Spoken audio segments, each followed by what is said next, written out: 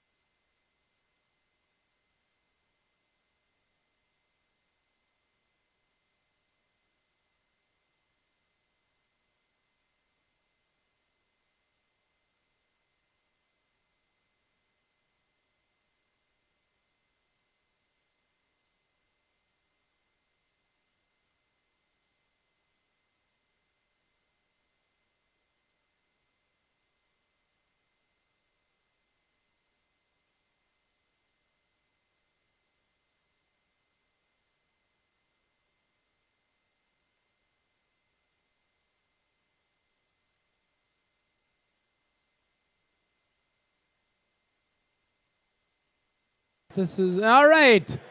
Welcome to Ideas on Tap for September 27th, 2019. Just as a show of hands in the audience, how many of you have never been to Vendasta before? Raise your hand. Okay, we've got a few new people. So, a couple of things that are important for you is the fire exit is right there, the washrooms are right there, and the drinks and the food are over there. So that's important for everybody to know about that.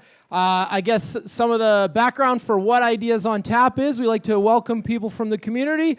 We have an event. We've got fairly reasonably priced drinks, and all the proceeds from the drinks go to a local charity. We tend to choose children's charities. And then we have a couple of speakers talking about a relevant topic. And today's topic is artificial intelligence in Western Canada. But to start with, all the proceeds from the beer tonight, or the wine if you're drinking that too, what all of those proceeds are going to today is going to be Big Brothers and Big Sisters. And so to kick things off, I'd like to welcome up our own David Sible, who is a big brother, to talk a little bit about the program and where the money's going today. Perfect, thank you, Dale. Don't forget your beer here. I don't want to get our beers confused.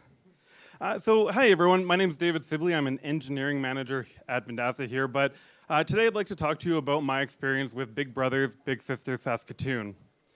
A little bit of marketing, and out there right now, I want you guys to all get excited because as a very Canadian item, Big Brothers, Big Sisters is doing a poutine week for the 3rd or 4th year in a row. Right? It's super exciting. $4 of every single poutine sold during this week, starting on October 19th, will be going to fund Big Brothers, Big Sisters as well. And this year, they're doing a poutine pub crawler. So for this one, it's a $40 ticket. You go to 3 different restaurants and get 3 different poutines, and you can have 3 different beers if you'd like as well. And all $40 of that ticket is actually going to go support Big Brothers, Big Sisters. So they get even more money if you go that route. So I've been a Big Brother for about 4.5 years, all said and done. I started off with the in-school mentoring program, and so this was me just dipping my toe into charity, into giving back to the community here. It was about 1 hour every week, and I would go spend that time at the school with the child. So I got a kid in who started off in grade 5, and I would go to Brevard Park School, and we'd play games. We'd chit-chat a little bit about school. We'd play in the park. We'd play in the gym, things like that. After 1 year of that, I moved on to the more traditional mentorship one. So I would take this child for up to 3 or 4 hours a week. Yeah, it's a little different. It is. That's a bit more. I don't have my own kid, and I'm not trying to take somebody else's, so. It was 3 to 4 hours a week, and we would get to know each other a little bit more. We'd go mini golfing. We would go to movies. We would play video games at my house. We would walk 4 of my 8 animals, and things like that. And really the experience was more about getting to know somebody and foster a different type of friendship. We didn't talk about anything that was too difficult. We didn't work through as many problems as people, kind of show on the commercials or things like that. But it was more about bonding and just kind of spending some time with somebody else. The big thing for me that I got out of it was that it actually reminded me that I can still be a kid. I like to goof off and do things like that here at work, but I tend, oddly enough, not to do that outside of work all that much. And so it was a nice little reminder to do, kid things and fun things outside of that. The interesting thing about Big Brothers Big Sister right now is that it was founded in 1913 in Canada, so we just passed its 106th birthday. And to date, they've require more and more money every year, but I think their annual budget right now for Canada is like 140 million, which is why we're looking for more charity events and more events to bring people like you out. One of the crazy statistics that I found starting into this as a male role model is that it takes an average of 2 to 3 years to get matched for any young child, specifically any young boy. Girls typically get matched in 3 to 6 months, but for boys, for male role models, takes anywhere between 2 and 3 years. So that was a crazy stat that I just found out a little while ago, and I would encourage you, if you're looking to try something to give back to the community or looking to help a child in need, consider Big Brother, Big Sister, especially if you're a male.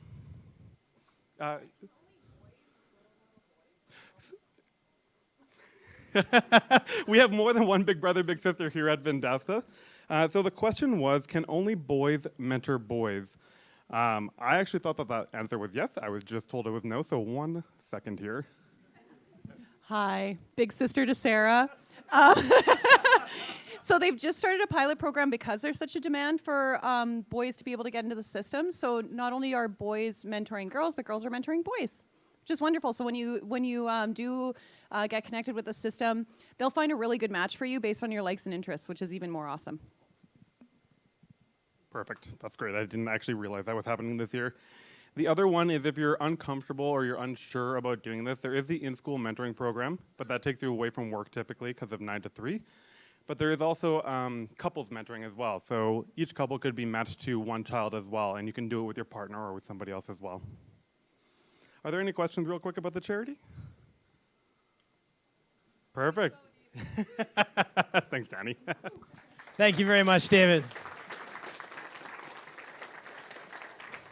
I told David not to give the mic to Danny. She's a dangerous speaker at Ideas on Tap. But anyways, that's another story. So what I wanted to do here is I've got, for today, we're talking about artificial intelligence. So we got a couple different speakers. We're going to talk about whether this is just a buzzword, whether it's the next big thing, or it's something that's already changing the world today. So there's to start us off, we've got Erin Bowman. She's of Vendastian. She's been here for a long time. She started off in marketing services. She then worked in our support department. She then managed our support department, and now she's a product manager of Vendasta. But an important fact is that how many here have played GoldenEye for Nintendo 64? Is anybody? Show of hands. Yeah, Erin is probably undisputed champion of Saskatchewan. So she is very interested if you have an N64 and would take any of your challenges. And with that, welcome Erin Bowman.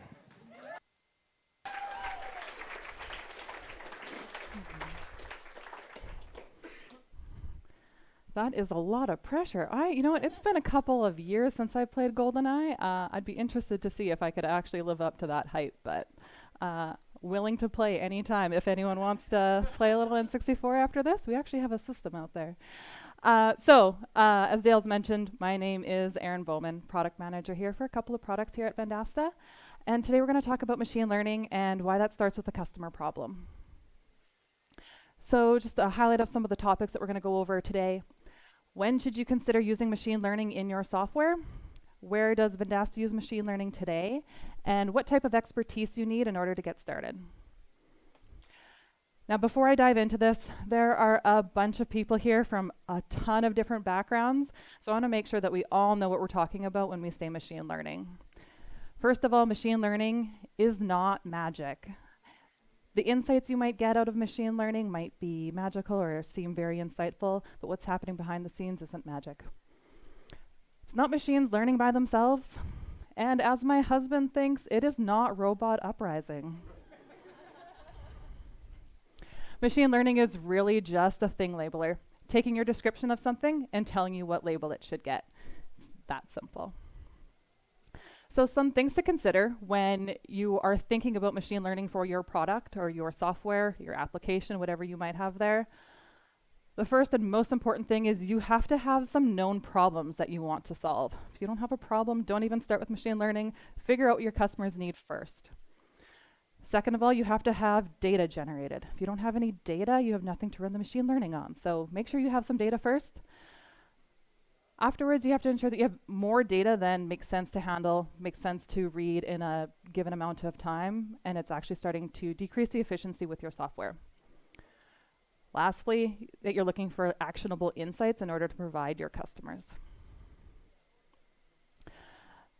This is an interesting question that I actually used to get all the time in our support department. What area of your product or platform or the specific product, where are you using machine learning? Where are you giving me these magical insights?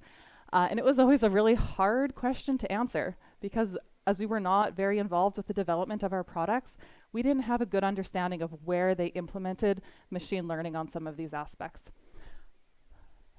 What I think is really interesting about this is that consumers are actually asking people for machine learning in the software and the products that they're buying.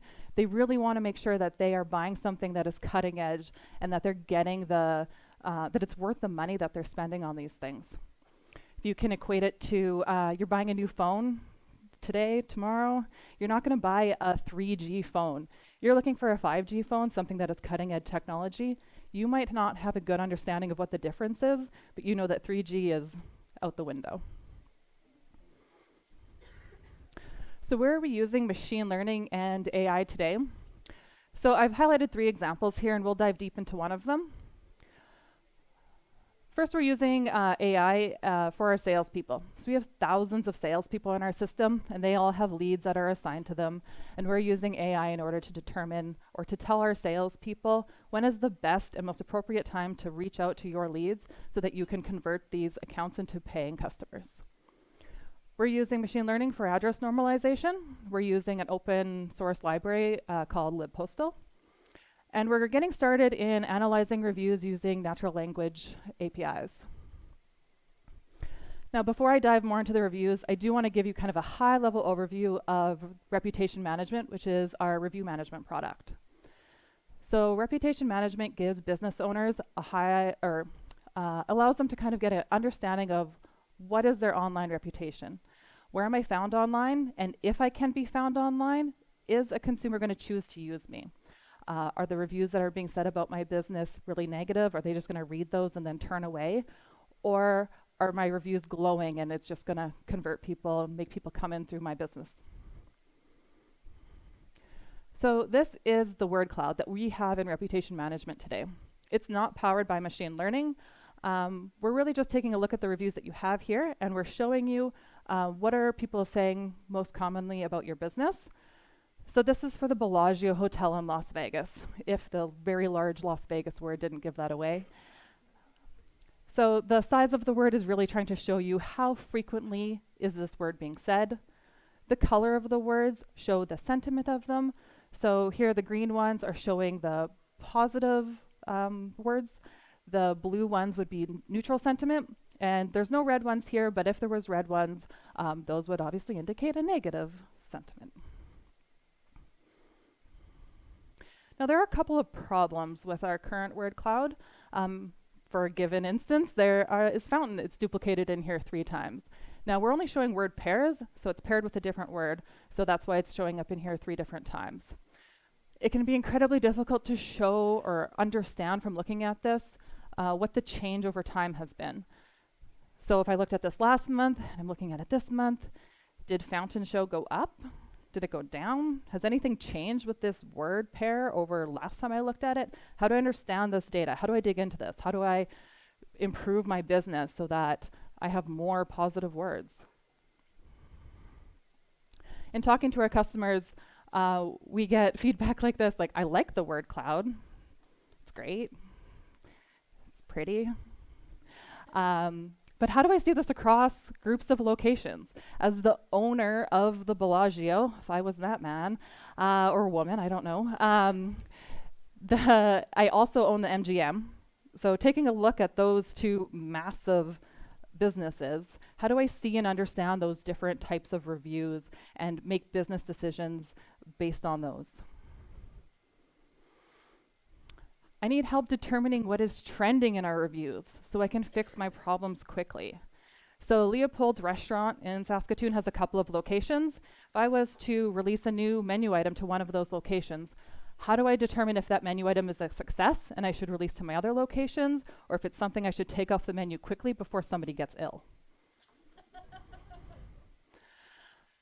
So as our team, we started thinking about how can we be better at analyzing reviews to identify these real business problems, because that would have immense value for a business owner. So using something like natural language processing, we can better understand the language and the sentiment behind these reviews. So if you're going to get started on a machine learning project, here are some algorithms, some processes, some models, some experiments you should have a really good understanding of so that you can make good decisions on getting started with your project. Alternately, you could use something out of the box. So Google has natural language APIs, and so does IBM Watson. We don't have anyone on our team in particular that is an expert in machine learning.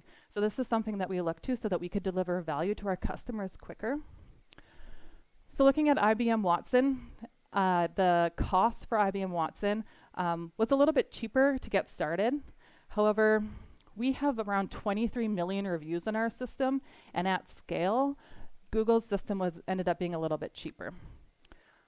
Also, as we ran reviews through the system, we found IBM Watson gave us a little bit weird results if the reviews were short. So if there were 1, 2, or 3 words, we either got an error or just the sentiment just wasn't accurate in our minds. So based on those decisions, or that knowledge, I guess, we went with Google's system.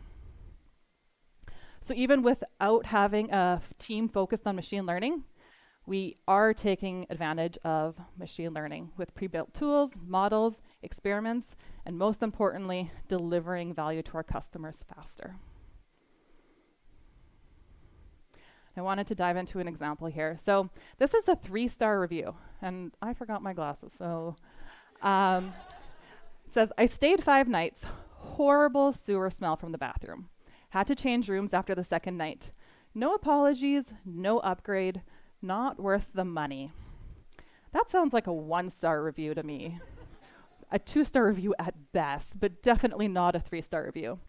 Now, some business owners choose to only respond to 1 or 2-star reviews, and in this case, I think that's a grave mistake for sure, because this is a really bad review to have posted on your Google My Business page. Like, that's not a great experience. You don't want people reading that and then have that knowledge that this business owner doesn't care about this review, about fixing these problems. Running this same review through Google's natural language processing APIs, I'm going to get good at that. You can kind of see how Google scores this document. So if you're not familiar with natural language processing, they score on a scale from -1 to +1. So overall, this document has a rating of -0.4. You can also see how it's scored each of the individual sentences here. It's also applied a magnitude here, which is Google's interpretation of the amount of emotion that is being portrayed in this document. Google also gives you something like this, which shows you the nouns and the adjectives and how they're all associated to them, gives you this back over API. We've then built an algorithm in order to take this data so that we can display it in our product in a way that makes sense to our users. I wanted to show this here as well. So this is our old word cloud, or the existing word cloud, I should say, and all the words that are appearing there. And below we have the same reviews, the same content, and this is how, obviously not in a UI, this is an Excel spreadsheet of what this would look like here. So you can see the different types of words, the number of occurrences, the average sentiment, and the nuances between those different gradings there. What I think is even better is being able to dig into the adjectives that are being used to describe these things. So room is clean, beautiful. What else is on there? Amazing. Like, that's great information to know, rather than dirty, hot. Like, also good information, but I think the number of occurrences is really important there. Only 4 occurrences for dirty and hot. So was that like a outlier? Was the AC broken in that one room that one day? Like, I've already fixed that business problem, now move on.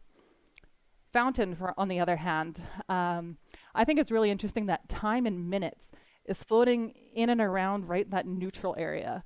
Don't think people are overly impressed with the amount of time or the length of time that the fountains run for. If I had that job and I got to build the fountains at the Bellagio, like, that's something I would dig into. So this is our planned interface. So this is what we want to show our customers in our multi-location dashboard. So this place where all of your locations across wherever you have them would all pull in here. You'd get your word cloud words showing up on the right-hand side here. Clicking on one of these words would show the sentiment over time, so you can see how it's been trending. Are the business decisions that you're making and how you're changing your business actually affecting what people are saying about your business? Is it actually improving that? Is it going up over time? Because that's really what you're trying to achieve here. Down below, showing those adjectives or those modifiers about those nouns on the other side here, and then being able to assess the sentiment of those as well. And just compare that to the old word cloud and how much information you're able to get to this using machine learning, natural language APIs, and showing all this insights. And this. Yeah. So we're using natural language APIs as a technique to improve our software for our user, shorten the time to value for those users, and highlight and service these business problems to owners, managers, so that they can make these good decisions. Now, machine learning, just because you're doing it, that doesn't validate that what you're doing should be used. If you're not solving for a customer problem and that they're not using your software to solve their problem, you probably just spent a bunch of money. So some takeaways for you. Know when you should consider using machine learning. Think of the real problems your customers have and identify where you can use machine learning today. And you don't have to wait and hire an expert. You can do this today with the development teams that you have using tools that exist out of the box. Once you've figured it out, solved the problems for your customers, if that's not feasible for you to maintain that budget or that monthly cost, take a look at building it in-house. That's all I have for you today. Does anyone have any questions? Excellent. Back to you, Dale.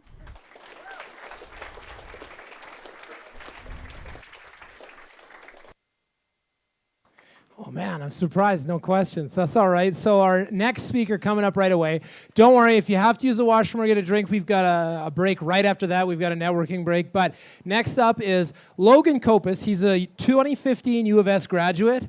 And in Saskatoon, it's an interesting thing that for those, most of you are probably from Saskatoon, but a lot of people maybe don't know that we actually have 3 companies that focus entirely on scheduling. And Logan has the distinguished characteristic of being one of the few people that's worked at 2. So as a show of hands, does anybody here work for Coconut? Anybody?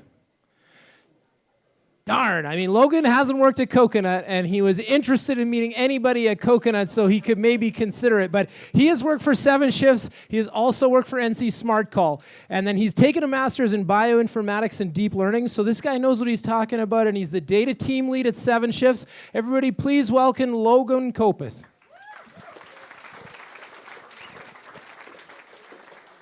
Okay, so I have to start this presentation off with mixed news. I was just informed that we're out of beer, but Great Western is delivering 2 kegs currently. So this is kind of like the ultimate skip the dishes move.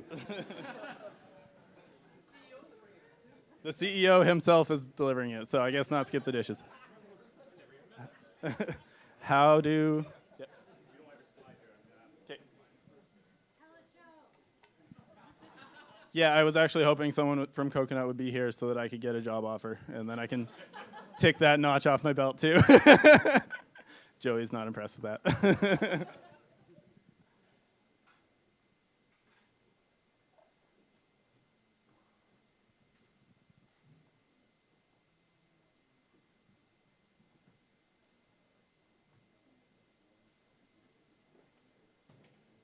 Does anybody else have a joke?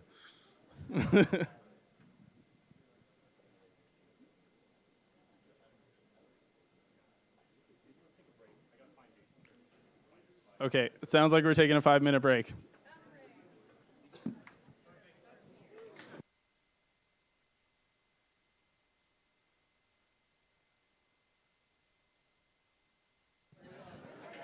I'd offer you a beer, but we only have food right now, so feel free to step up, grab a washroom break or a wine, and we'll take 5 minutes like Logan said. Good call.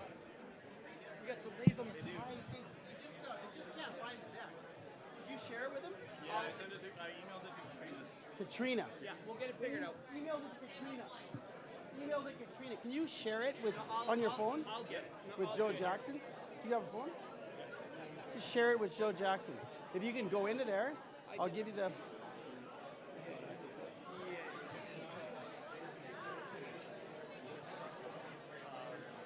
can't just email to Katrina, it won't work. We're not out of all of beer. We have some coffee left. We just don't have 016. So we're waiting for that to bring some. As a bonus, we do have a little bit of beer. So if you need some, sneak in. We have GW Coppers still. It's just going to take us a minute to get this presentation.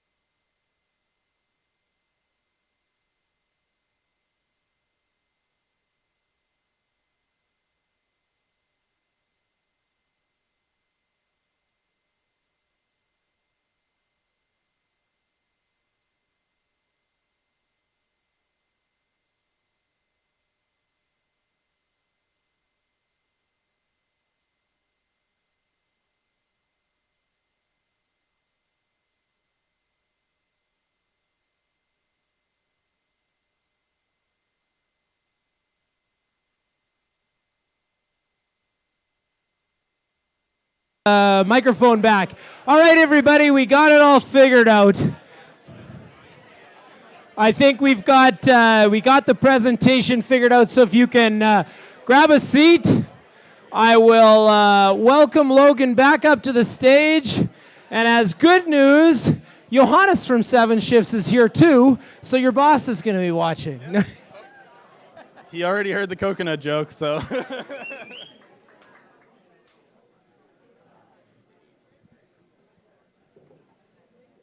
Look at that, a presentation. Hi, everybody. My name's Logan, and I'm going to talk to you about our AI and data that we use at 7 Shifts. A little bit about me. I moved to Saskatoon for my undergrad. I graduated for the first time in 2010 with a bachelor's in comp sci. Then I went to work at NC Smart Call. Then I went back to school, got 90% of my master's in bioinformatics and deep learning, and now I'm at 7 Shifts. So yeah, I've worked at 2 of the 3 scheduling companies in Saskatoon, so I know there is people from Coconut here, so this is my video resume. So let me introduce 7 Shifts a little bit. We are a fast-growing company here in Saskatoon. We're VC funded. We've got 135-ish employees right now. That probably changed since I made these slides. Talking to some of the people at 7 Shifts, if you were here 2 years ago, you were employee 30. So we're like growing super fast. And we've got offices in Saskatoon and Toronto. So this was our retreat this year. What we do is we do scheduling and employee management for restaurants. So we do mainly scheduling, but we also offer we have a time punching app. We offer labor and point of sale integrations, time tracking, and eventually we'll expand into the entire employee lifecycle. So specifically, I'm going to talk to you about data at 7 Shifts because 3 months ago I was hired as the data team lead. So I thought this presentation was going to be pretty short because we've had a data team for 3 months, but Dale thinks that it's going to be too long, so we'll see. But please feel free to stop me and ask questions during because I love to talk about this stuff. So this is our data team. We call ourselves Aperture Laboratories. There's 5 of us on the team. Yeah. We have Connor, who's here. He's our machine learning expert. Tolo's not here. He's our data warehouse expert. Will is our Toronto expert. He's our only Toronto employee. And Kiara is our Tableau expert. This is kind of what we do at 7 Shifts. We have a whole bunch of different, the need for a data team came about because we have a whole bunch of different sources of data. We've got Stripe, we've got Salesforce, we've got Google Analytics, and we've got our own product database. There's also more like we're going to integrate with Zendesk and stuff like that. But basically the data team exists at the intersection of all of those. We combine all that data together and then push it out to Tableau and Google Sheets and all of these different software that people use where they want to be able to see what our data looks like. So we create reports, dashboards, and data pipelines that integrate with like intercom and app queues and stuff. So because we have so many data sources, the first thing we needed to do was build a data warehouse. So this is the only thing that I've actually helped out with on this whole presentation because I've only been here for 3 months. So this is the one that I probably can speak the most about. But basically, we wanted a data warehouse where we can aggregate all of our different data sources so that we don't have to join a CSV sheet that was exported from Stripe to our MySQL prod database and then pull in Google Analytics events to try to get any meaningful insights. So we wanted to store everything in a data warehouse that just has everything in it.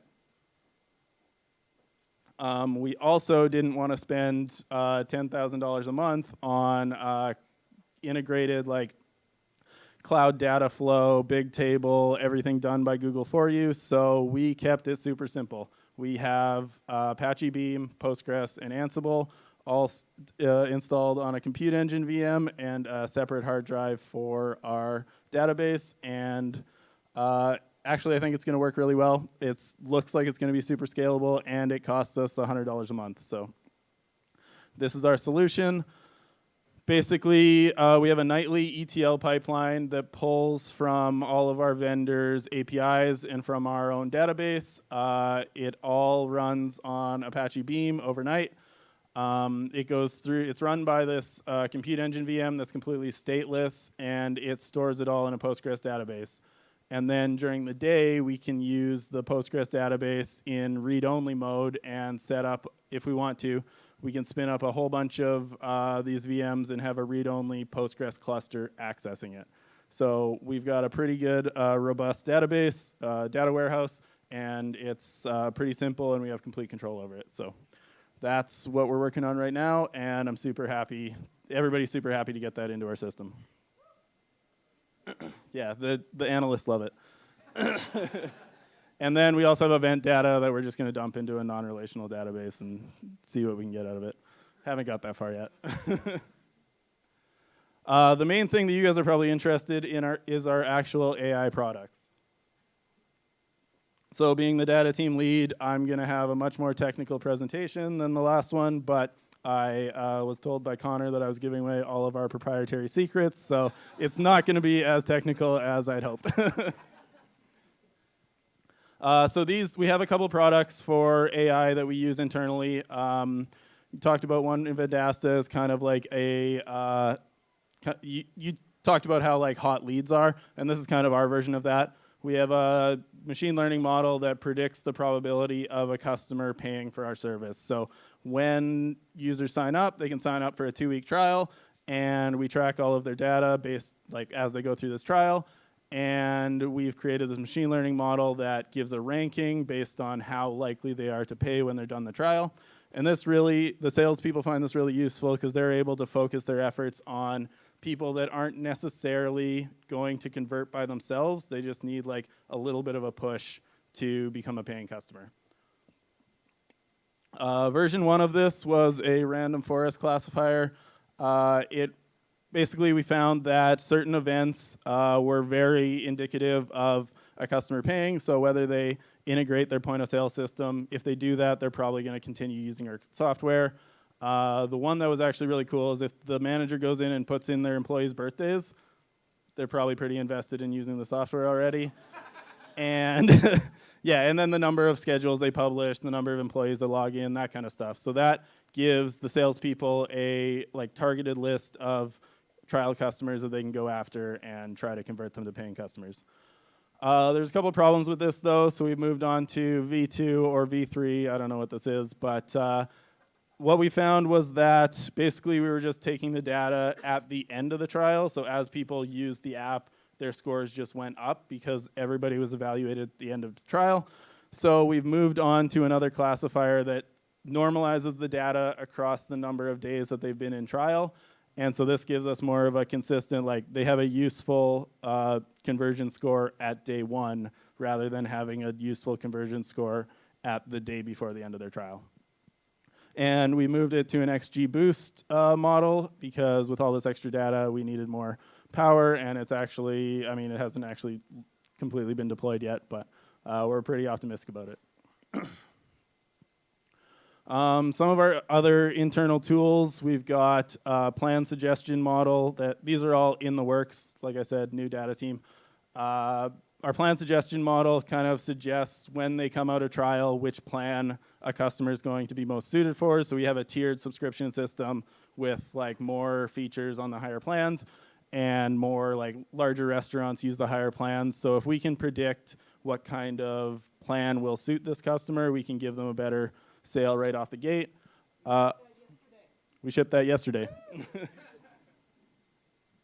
We've also got upsale prediction models. So as the customers, as the restaurants that use our system grow, they'll obviously outgrow the plan that they're in. So we can kind of predict when they're reaching that breaking point of upgrading to the next plan and be in front of them and offer them coupons and stuff to help push them through the door.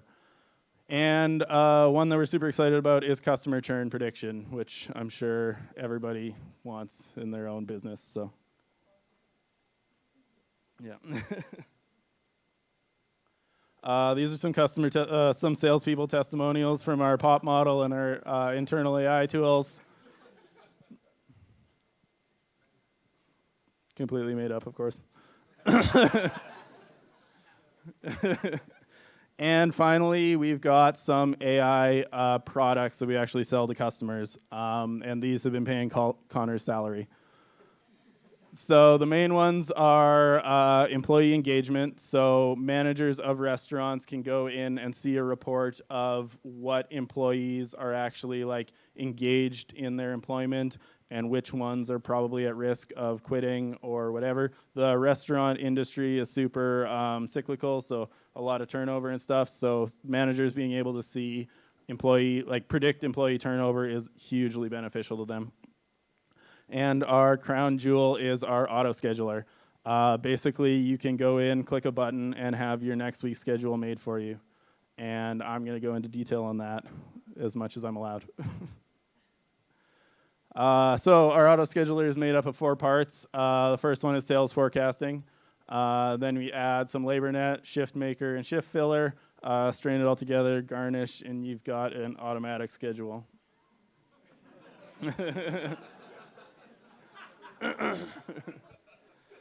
For our sales forecasting, we use an ensemble. In order to use it, I'm not sure how many weeks of sales data you need, like 9? 8 to 2 years. Yeah, so you need 8 to 2 years of sales data to be able to use our sales forecasting. But because it's an ensemble, we can make use of like short-term sales forecasting and also our POS integrations backfill. So you can sign up on day 1 and backfill the last 2 years of sales data from Touch Bistro if you want. And so, yeah, we've got good results on sales prediction, and that is part of like that. I think we offer that on our own, on its own, but we also offer that as part of AutoScheduler. Because the next part of AutoScheduler is LaborNet, and this is the buzzword that you guys have all been waiting for: deep learning. This is a neural network that predicts the perfect number of employees to have working at your restaurant every day of the week. So you can see here. The blue line is, like the dark blue line is the predicted max, like optimal number of employees to have the perfect labor to revenue ratio. The red lines are predicted sales, and the light blue lines are the number of actual scheduled employees. And so you can see on like day 0, I'm not sure why that actually says like 0 or green is a perfect schedule. Don't know why that one's green, because there's definitely missing employees at the beginning of the day. Day 2, they've overscheduled at the beginning of the day by 4 hours, and then the last day they've underscheduled by 7 hours. So we've actually, like, just this past week released this as its own standalone tool, but this also feeds into our auto scheduler to create schedules for you. The next part is Shift Maker. It makes shifts to fit that labor demand curve that we had in the last slide.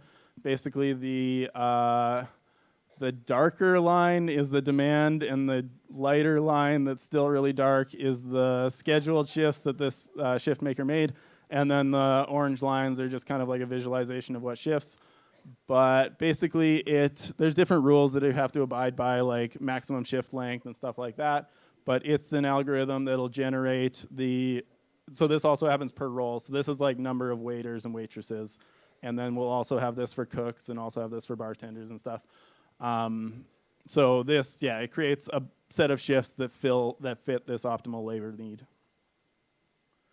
And the final part is shift filler. And it basically assigns employees to these shifts that it was made in the last slide. According to these rules, every single shift that it makes abides by these hard rules, like, what are the hard rules? Like only 1 employee per shift, stuff like that, all the basics that a human would know. And then also comes up, it's a hill climbing algorithm, so it comes up with a whole bunch of random shifts and tries to optimize this score based on soft rules, which is like John likes to work Friday evenings, so tend to put him on Friday evening shifts.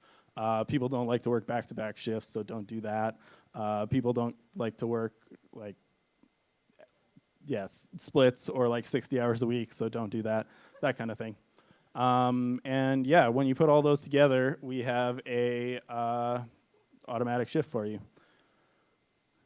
And that's our main project, our main AI product. So that's all I have. Any questions? And also 7 Shifts hiring.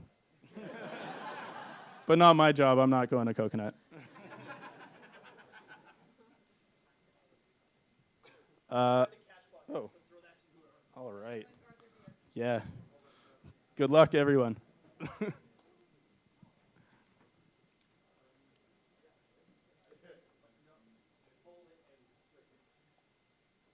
Bop it, pull it, twist it.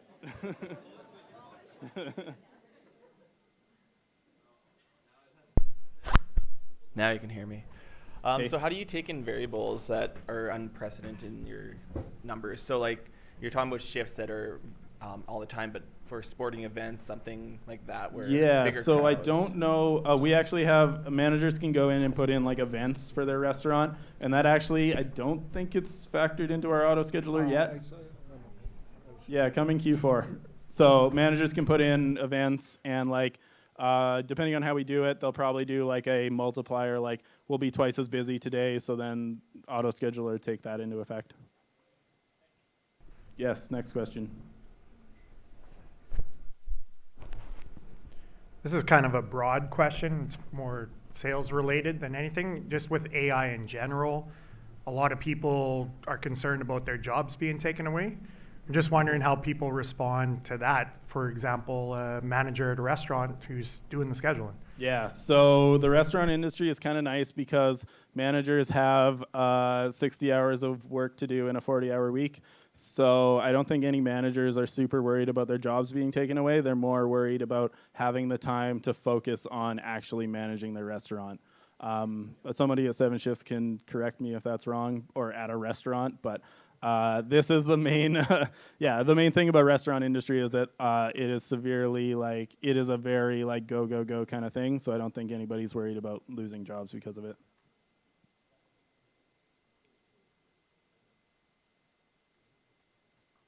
Question in the back here.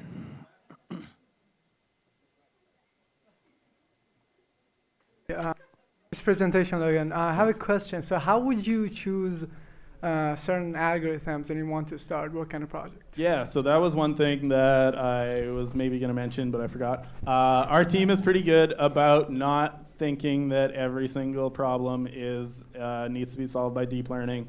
We're really good about starting with like your basic logistic regression, and if that doesn't work, moving up from there. So with like the POP model, it was originally like something super simple, moved down to random forest because that was working, and then as we find that it's not quite living up to the like what it needs to do, we'll move on to like a more intense algorithm. Awesome, thanks.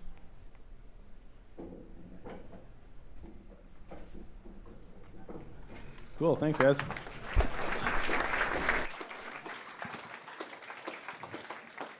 Thank you very much, Logan. I appreciate it. I'm also happy to see that in every one of these presentations, it doesn't matter what group you work in, you are at the intersection. Nobody else works outside. You're always at the intersection, so that's good. Next up, we've got Dalibor. He's going to be talking at 6 o'clock, so we've got some time for networking. We've got some time to refresh your drinks and grab a bit of food. Just a couple of housekeeping items is that the next Ideas on Tap is scheduled for October 25th. It's about sales and marketing. So if you're a hardcore AI computer science person, it may not be for you, but if you're a business person, this may be exactly what you're looking for. And then the other event I wanted to talk about is Vendasta partners with the Restorative Action Program, and they run Rock for Rap. It's on November 22nd. That is not the charity for today, but it is another one that we participate with, and I think Brooke is here somewhere. She can tell you more about it, but anyways, that's it. So I think we've got, what do we got here? We got about 40 minutes until Dalibor's up. Thank you.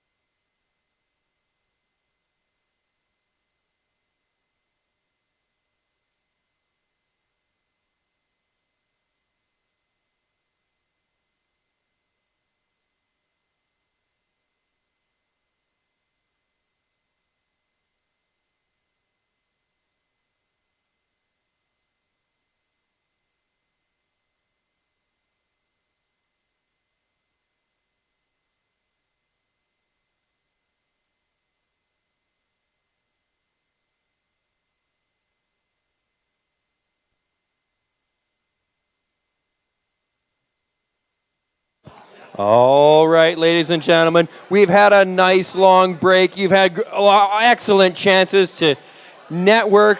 So in about 5 minutes, that's at 20 to 6. I know we're cutting it shorter than Dale said we were going to, but at 20 to 6, that's in 5 minutes from now, we're going to start with our next speaker from Deloitte.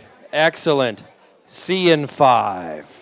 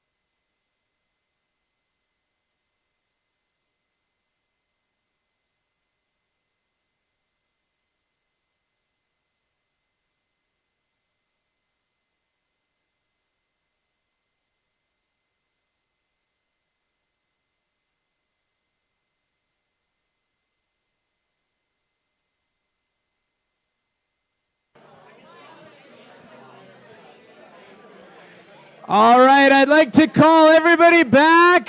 We're about to get started for our final speaker of the evening tonight. I would like to welcome Dalibor Petrovic to the stage. He is a partner at Deloitte, and he works in their technology and transformation unit.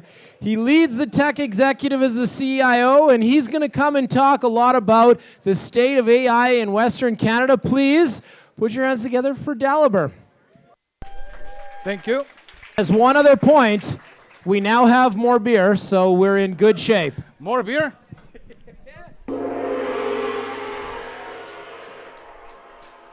All righty, ladies and gentlemen. Good evening. Thank you very much for coming to hear this little talk. My name is Dalibor. I'm with Deloitte. Now, Deloitte is, at the moment, the world's largest professional services firm, with over 312,000 professionals in our network. Accountants, engineers, software developers, MBAs. We are also the largest professional service firm in Canada. And our mission, our purpose, is twofold. First, to help Canadian industry, our clients, succeed in what they do, but also because of our size, we are also very curious and passionate about helping our country, Canada, successfully compete on a global scale.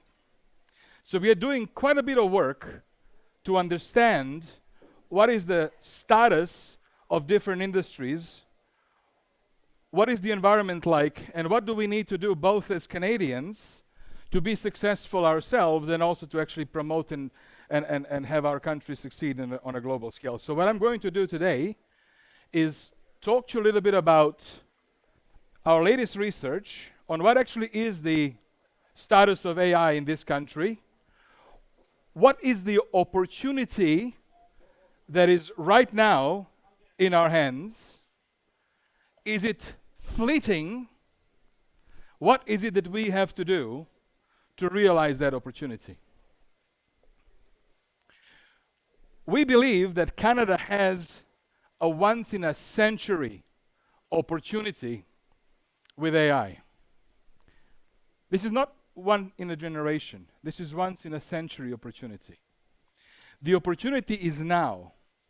Not only is it an opportunity for us to lead the world in creation, adoption, and leveraging of the AI technologies, but we believe it's Canada's responsibility to do that too, because of who we are as a nation and because of what we stand for.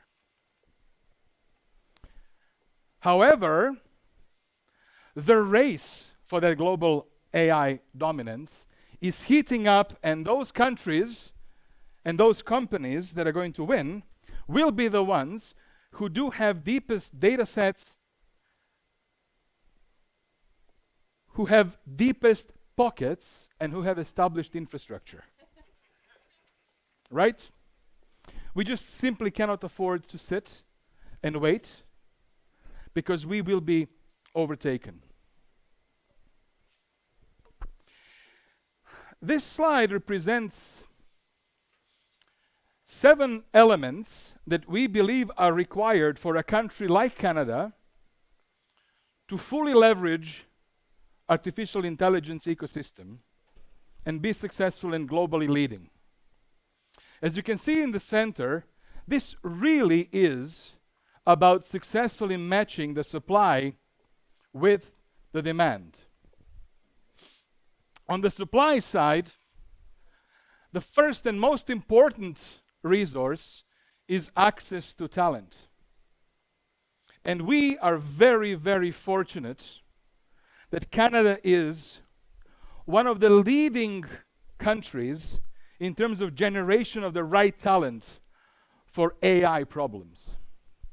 As a matter of fact, it is a very little known fact that if you were to go to this international website that ranks universities around their capabilities, competencies, and research published, and if you go and select the last 20 years of research and check artificial intelligence and machine learning and reinforcement learning and go search, University of Alberta in Edmonton shows up as number 3 in the world.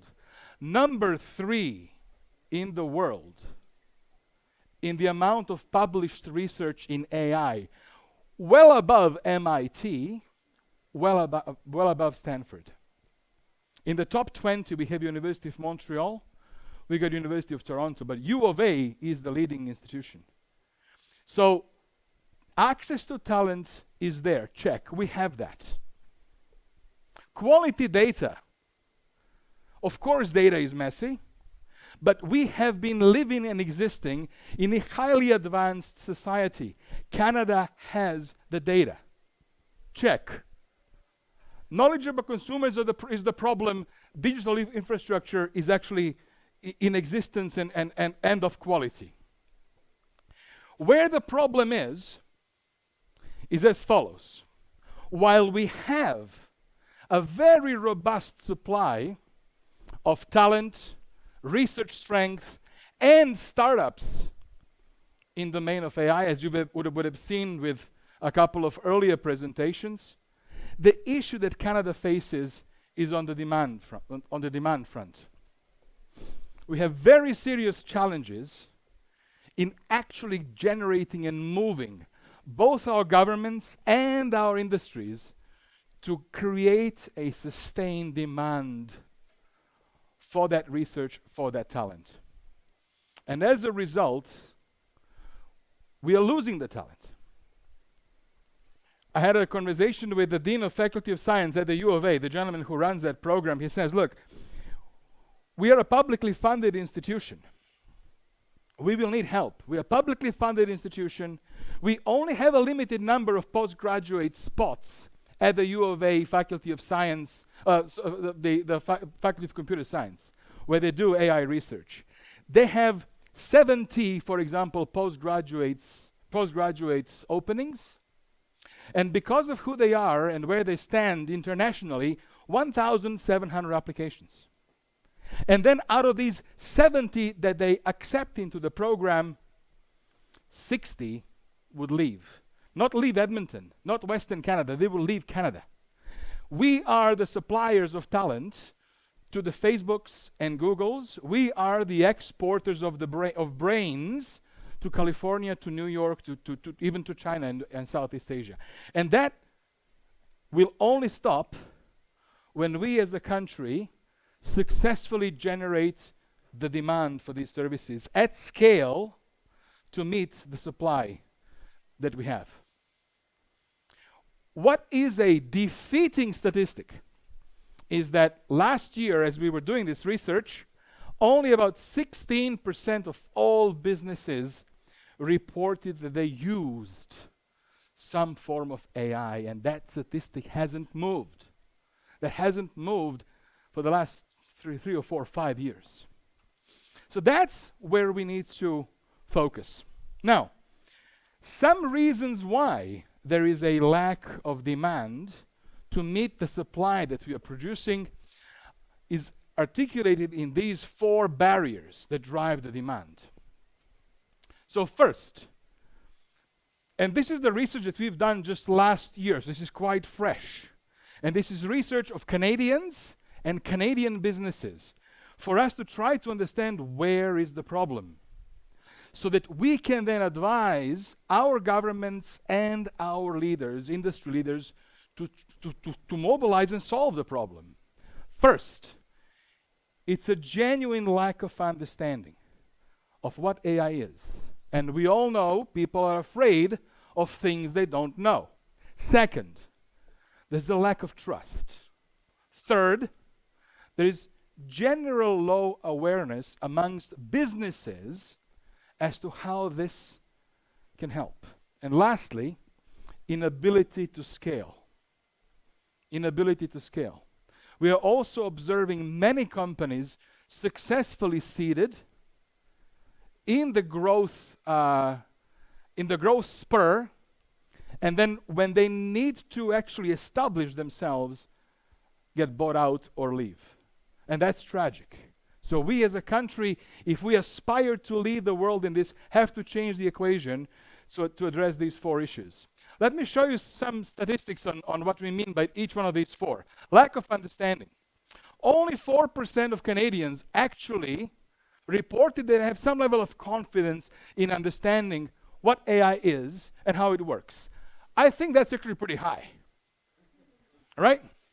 As a matter of fact, half of all Canadians don't think that they will use AI themselves in the next 5 years. Now, I'm going to just ask a simple question here of this crowd. How many of you have used AI today? If you have one of those, you have used AI today, right? And 50% of Canadians think that they will not use AI in the next 5 years. Astonishing, right? There is a lack of understanding of what this is. There is also a linked lack of trust in AI. When we asked Canadians what do they feel are the top ethical risks of AI that concern them, 42% of them say that they are worried about manipulating information to present lies, falsehoods. 41% were worried about unintended consequences of AI decisions. And 41%, a large percent, as you can see here, and I'm just realizing the color coding, color is not perfect, but worried about lack of understanding and lack of explanations of how AI actually comes to these decisions. The third reason for the problem, and actually these last 2 are probably the most important reasons for the lack of demand that we are observing, is that businesses generally do not yet know where and how to leverage this capability. And to me, this is the biggest issue. And until we are able to help large organizations make the bold moves, start experimenting at scale across the country, this problem will not be solved. 41% of businesses, Canadian businesses, stated that they really have a challenge in understanding how to measure and improve the business value of investing in AI. 33% raised issues and concerns about working with AI vendors and partners. And 33% indicated that they have issues finding the use cases. Now, for us who are in the business, we do understand that the use cases could be everywhere. But 33% of Canadian businesses have a challenge thinking of how is this applicable to them. And lastly, inability to scale. A consistent struggle for those who actually embark on experimentation to move from experimentation to full sort of rollout and adoption. These are the challenges. So while we have world-class, or should I say world-leading supply of AI talent, very strong infrastructure in Canada, and vast quantities of data, which is the prerequisite for that supply, our demand part of the equation is failing. So we did have a head start in AI because our governments were wise or lucky to have consistently invested in universities to actually advance the computer science studies of computer science and research in that domain, math and so forth. Now this is paying off. However, true leadership does require this robust ecosystem that has the pull, and without that we will be challenged. Not enough Canadian businesses are investing in AI. Our policy efforts reinforce what we already have and what we already do well, then reinforce the supply. And our governments actually need to think and act to create the policy environment that will actually incentivize now the demand. And we actually believe that this is, as I said, once in a century opportunity. This could and should be our, nation building project for the 21st century. This should be the equivalent of the Canadian Pacific Railway of the 21st century, something that we all should unite and work together on. So that's what the problem is. What are we doing about it? There are movements. There is progress. People are coming together, and the results are happening. My worry is that we are not doing enough fast enough.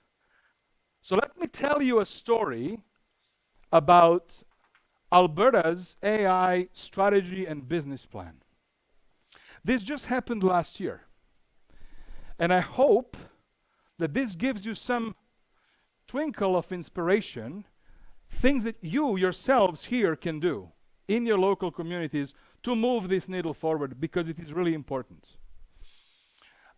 I am very confident that this is not just important as a disruptor of all of our industries. I am confident that what we are dealing with is a technology that is going to redefine who we are as species. So this is critically important for us to remain at the top of its development and own this agenda and shape this agenda for the world, because it will change the society. And we, as Canadians, with our system of values, ought to be in the driver's seat. And if we don't do something about it, we will lose the driver's seat. We will be sitting at the back of the bus. So, about 2 years ago, Dr. Jonathan Schaefer, who is who actually was the dean of the Faculty of Science and professor of AI in Edmonton, a very cool guy, a first human to solve a strategy game using a computer algorithm. He actually ended up in the Guinness World Records book in the early 90s with his program Chinook. He has solved checkers. That was the very first publicly famous accomplishment from the University of Alberta more than 20 years ago, and then the government continued funding and supporting them to what they've become now. Him and I had a conversation about 2.5 years ago, and he said, as I mentioned, we have a problem. 90% of our students leave because there's no jobs, right? What can be done? So what we decided to do is to try and move the needle. We connected the University of Alberta, the Amy Institute, which some of you may have heard, Government of Alberta, the Mayor of City of Edmonton, small business community, large business community, and sponsored a collaborative, community-driven exercise to imagine what is possible in this domain for Alberta. So we collaboratively, together, over a period of last summer, worked to create a vision for AI in Alberta based on the fact that we have two cities, Edmonton with talent and Calgary with industry.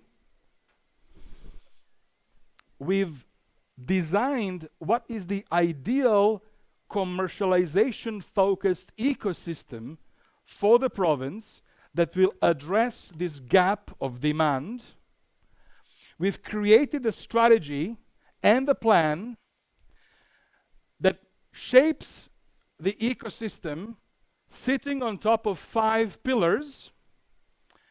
A pillar of talent. These are too small letters for you to see, but I'll be happy to share this presentation. The pillars of talent, the pillars of research and development, the pillar of infrastructure, the industry solutions, the pool that is required, and the market presence to create a net new industry for the province, including all the initiatives and projects for each pillar and who needs to drive them. And that was presented to the government of Alberta, and in January, government of Alberta announced a $100 million investment over 5 years to support the development of AI industry in the province and execute that strategy. That would not have happened had people not come together from the industry, from academia, from the institutes, from startups. And you know, at the table was Corey Jensen from Alta ML, some of you know, Forrest from Jobber, myself from Deloitte, companies large, companies small. That is what we accomplished. And that is what should be happening in every province. And that's what should be happening federally as well. So, good story. And then the government changed.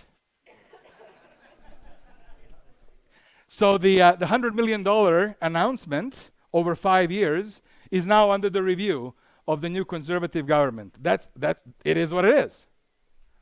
But what we have done is we have demonstrated that we can move things if right people come together.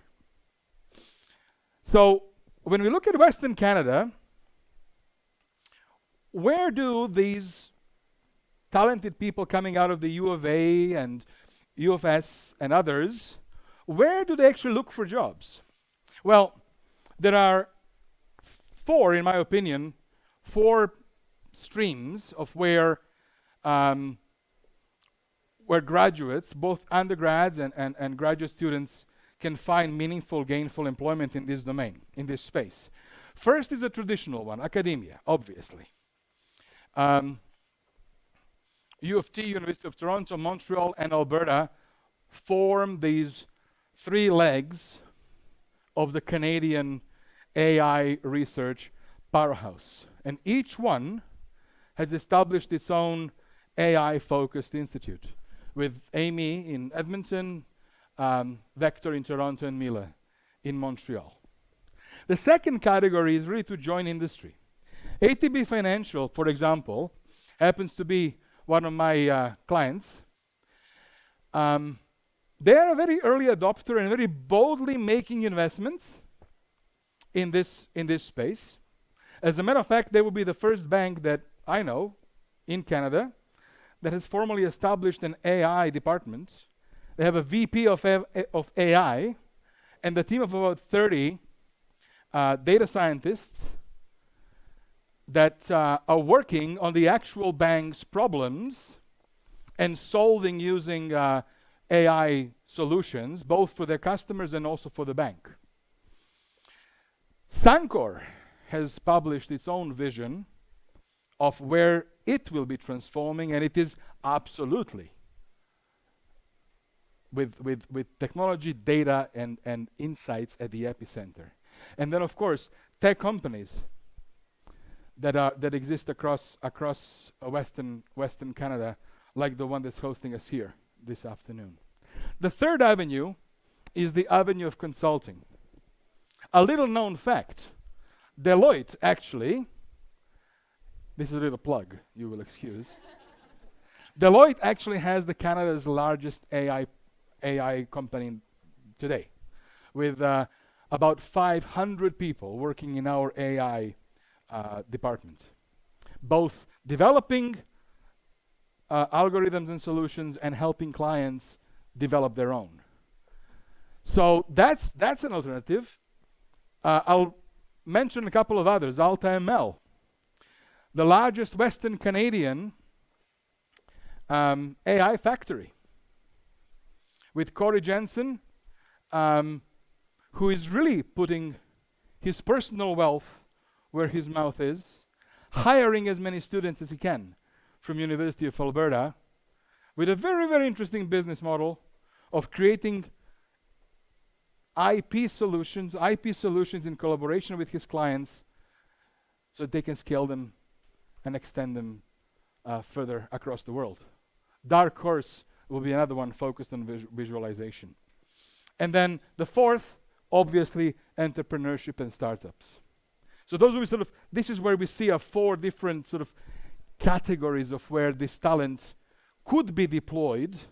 These are the four categories of where we believe this pool of industry should be to create the demand and keep our talent here. Okay. Now is Canada's time. As I mentioned, for us to be able to capitalize on this unique moment in time, moment in our history, we do need to have, in my opinion, a well-formed national AI prosperity strategy. This ought to be our nation-building project for the 21st century. And this is also your opportunity to get involved and shape the agenda. How you can do that? I don't know if you have meetups, but that's where you would start. Get together, bring people who have curiosity, interest, and passion together. If you are representing a larger company, advocate for experimentation. If you're coming from public sector, from municipal government, or if you have ability to influence the policymakers, start the conversation. We have demonstrated in Alberta that it works when people who have common interest and passion come together. So that's it. Questions? Comments? Thoughts? Praise? You mentioned what Alberta's AI policy kind of looks like, and then you hinted that we need a national policy. Yes. What, in your opinion, would that look like to be effective and so the like? to me, the national policy would have to include a couple of components. First, it has to ensure that there is sufficient funding to continue to grow the talent at the university level. That's number one. We have to have a economic policy framework that allows startups to successfully grow. So there has to be policies in place, from taxation to other benefits, that will allow startups to successfully grow and to scale, right? Donald Trump has done us tremendous favor. Actually, we are now, in the last couple of years, for the first time in a very long time, seeing that actually a slowdown of the immigration out, and we are seeing brilliant foreign workers who are in the US moving actually to Canada. We need to capture that, right? So those are some of the elements, but this needs to be a Canada-wide policy and Canada-wide program with the intent for us, for Canadians, to own this agenda for the world and drive it. Now, there are many great things that are happening. Canada was the first country in the developed world to actually create a national AI strategy for its government. Great, number one. First, we are right now driving the establishment of international framework for responsible use of AI. That's Canada. And we have the legitimacy to do that, right? China doesn't have it. We have it. So those are the things that we should and can continue to drive and evolve. If I can follow up on that legitimacy, is that a benefit or a hindrance? The Chinese Communist Party likes to have a line that says, it doesn't matter if a cat is black or white as long as it catches mice. So they have so much data, basically en blanc, they can do whatever they want, not caring about human rights.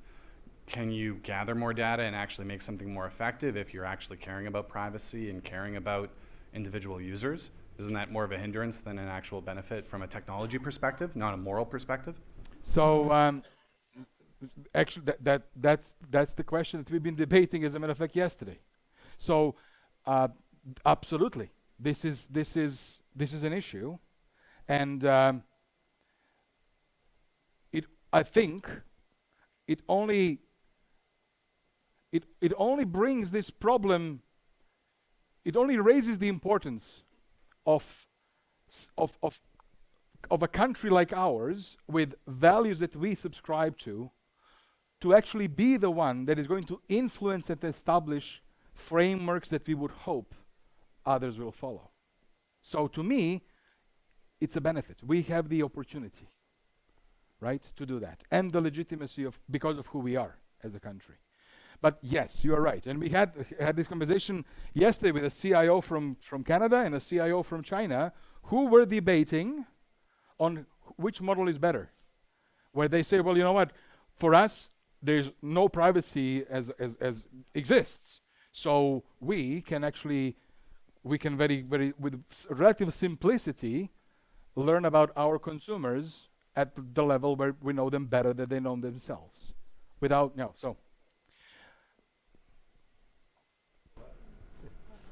So you mentioned that you had this initiative in Alberta last year. Have there been productive outputs from that? Yes.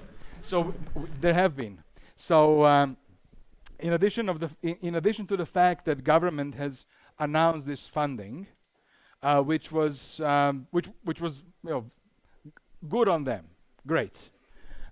We've seen in the first 6 months of this year, over $50 million of outside of Alberta investment came to fund local AI companies. So we've seen things move. We have seen moves from companies that were at the table in their investment in hiring people, establishing departments. ATB was an example I mentioned. They were at the table. Now they have sort of established the function around it. So we are seeing movement. I would always want it faster and bigger, but we are seeing movement, which I think would not have happened had the team not come together to raise this and work on this. Thank you so much for your talk. It's been very interesting. What do you, in your opinion, think is the most promising application of AI in Western Canadian industry if you're looking at companies like IBM or Suncor? So to me, the three specific challenges that we can solve and lead the world in. First is responsible extraction of natural resources. So we have to change the conversation that's been having, that the world has been having about Western Canadian natural resources. And I think use of insights will help. Use of artificial intelligence can actually help us not just extract better, but demonstrate that we actually are producing responsible energy. So to me, that's number one. Number two is agriculture. That's number two. Number three is health. So those are the three big ones where I think opportunity is for Western Canada. Right? Health, agriculture, and energy and resources.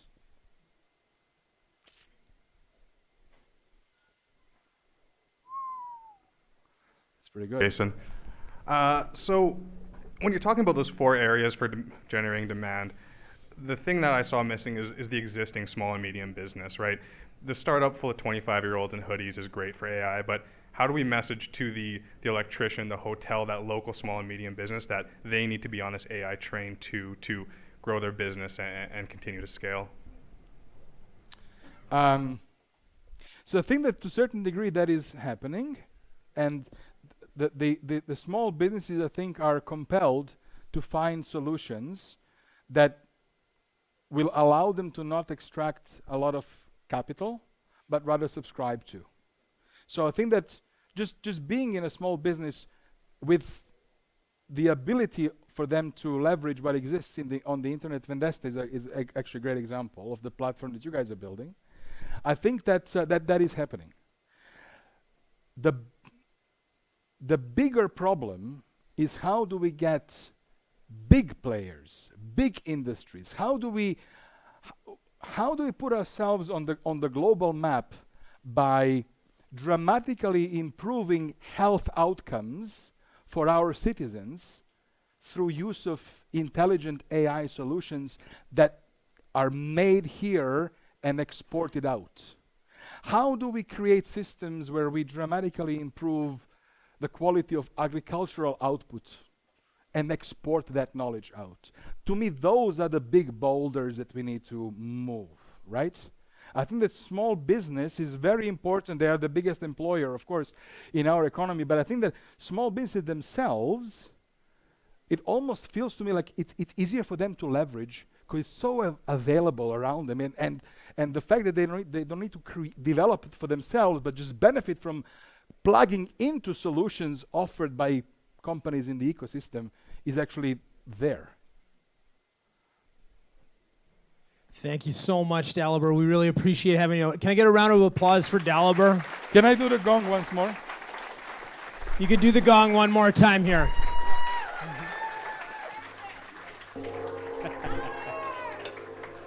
I want to thank Dalibor for coming out tonight. You know, it happened about 6 months ago. We had a conversation. You know, Dalibor and Deloitte, they write a document. You can find it online. It's called Tech Trends. They're writing all about what technology is and where it's going in the future. It was how we originally started this, and I think, you know, it's really great also, and I think, you know, Dale Carnegie talks a lot about how at the end of one of your presentations, people should have something to take away. And so I really appreciate it, Dalibor, that everybody here can take away that AI is important to Canada and we have something to do. We've got a responsibility. There's a lot of great questions here, especially from our very own Michael Tastad, and then it's pretty exciting. So anyway, what I want everybody to know is we're going to actually make Dalibor's presentation available on our website. So if you go to our website under Ideas on Tap, you're going to find that presentation. So if you want to reference it to talk to other people. And also, I'm not sure if everybody knows, but actually all of the content for Ideas on Tap is available on a live stream. So if you are unable to attend for any reason, you can always watch it on live stream. Like let's say you're stuck in somewhere like Alberta or something, which we also appreciate you taking the flight all the way from Edmonton here. So then just a few little pieces. I also wanted everybody to put their hands together. What happens is this event doesn't run without the volunteers. I think we got more than 20. So maybe put your hands together for all the volunteers.